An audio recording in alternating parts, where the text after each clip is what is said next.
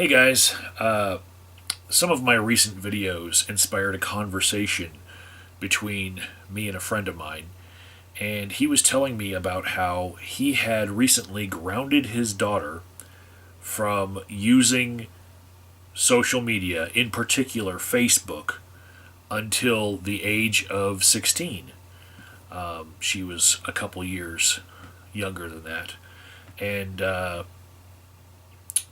basically, he had restricted her from internet usage. She found an old phone and was able to charge it up and connect to social media, and was saying things on social media that were what he considered to be sick in the head, you know, and the major cause of it being social media, up to the point of talking about issues of self harm and basically fishing for sympathy in a sea of people. Like, hey, I've got these problems. Hey, I've got these problems. Listen to me. And he saw what it was doing to his child, and so he decided to, after restricting her once, restrict her even further and say, no social media until you are 16, right? And he made this decision in an era where if you have a 10-year-old these days and you haven't purchased them a cell phone for them to be able to contact everyone and be in contact with more people than you can actually manage to police with their interactions, as a parent. And in this era, it seems like it borders on torture to remove someone from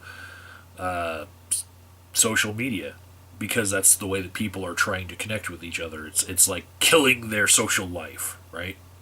But he had good reason, and I shared a story about my childhood in an age before everyone was on the internet. Maybe I was on the internet, but this is before the internet was used as we know it today. People had to, back in my day, they were making little Geocities websites and using ICQ. And if you don't know what those things are, they probably predate your use of the internet. But that's okay.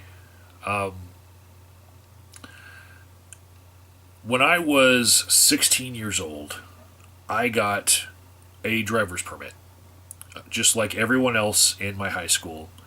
In order to get that driver's permit when you were 15 and a half, you had to take driver's ed. I took driver's ed, passed the class, got my driver's permit at 16, and I think my father took me out driving maybe 3 times, and never on a highway. And our neighborhood was only connected to the rest of the city via highway. So it was only up and down the streets of my neighborhood. And after those 3 times, he just sort of kind of clammed up on letting me drive anywhere. And around the same time in my life, I was really screwing up. I was not listening to my parents. I was not doing any of the chores that were assigned to me. And also, I was just leaving for the weekend, every weekend. Like, come Friday night, they would be lucky if I even came home. And I would maybe come back by Sunday night to eat dinner, go to sleep, and go back to school. And I was really getting into a lot of situations that could have resulted in a lot of trouble.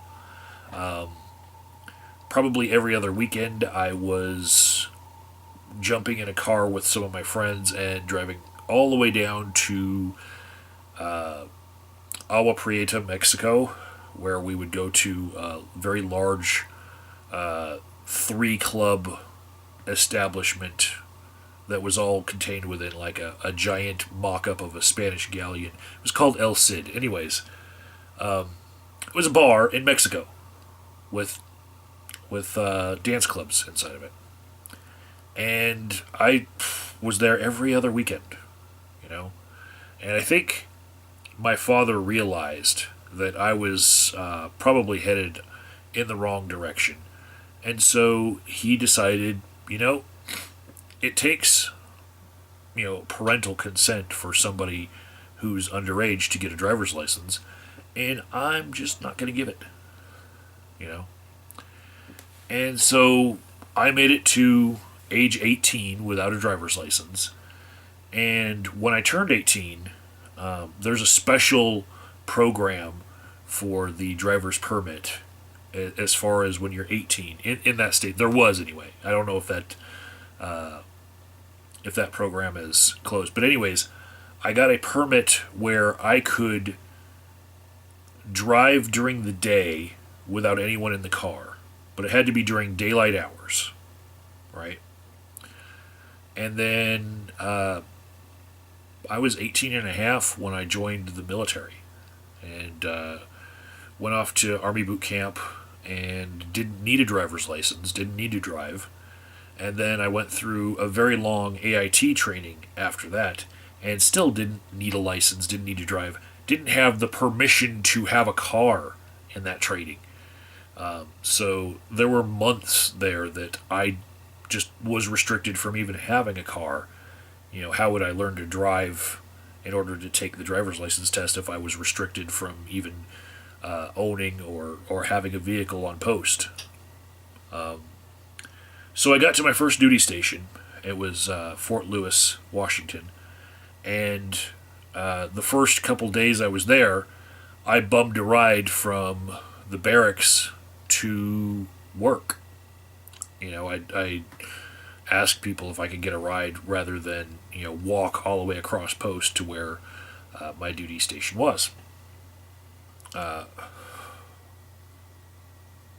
It wasn't that far. It was a couple miles, but when you only have so much time in between PT in the morning and then getting to work, it was like an hour and a half. You have to shower, change, and then make it all the way to work and eat breakfast all in that same time. You add a couple mile walk to work, it eats up most of your time. And so I was bumming rides, and one of my sergeants had dealt with this issue many times before, and he was like, nope, you are not going to be holding the rest of us back. You're not going to be bumming rides from us. You're going to learn how to drive. Before you start really getting into the work that you're going to be doing for us, you're going to spend every day learning how to drive in a Humvee. And that's how I learned how to drive, was driving a Humvee. And about a week later, I went and took my test in one of their cars. I had to borrow a car to take my driver's license test in Tacoma, Washington, and I passed it. But the moral of the story is, I feel like, looking back on it with hindsight, my father made the right decision. Okay?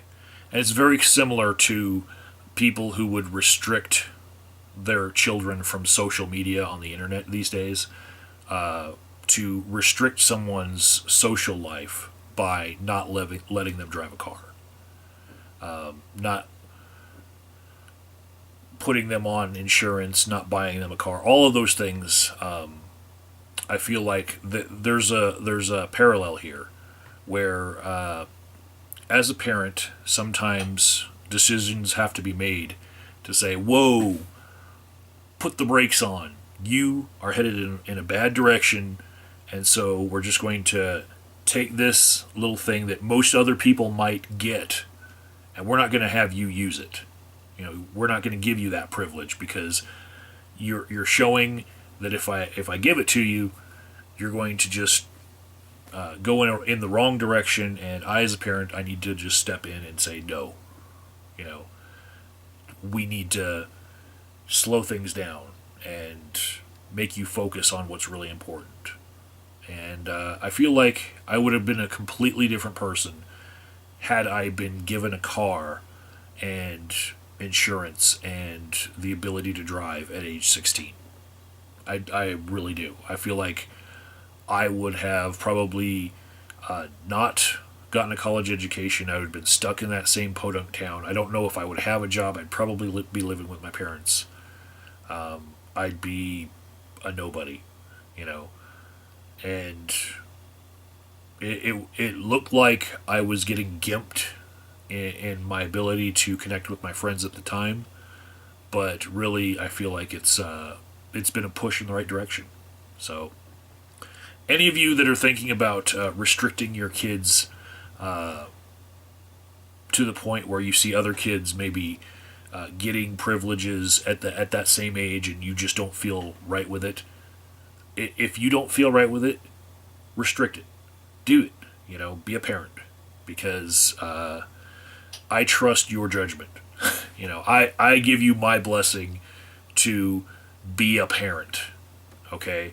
Don't let that pressure of, well, everybody else is doing it, get to you. Everybody else is not your kid.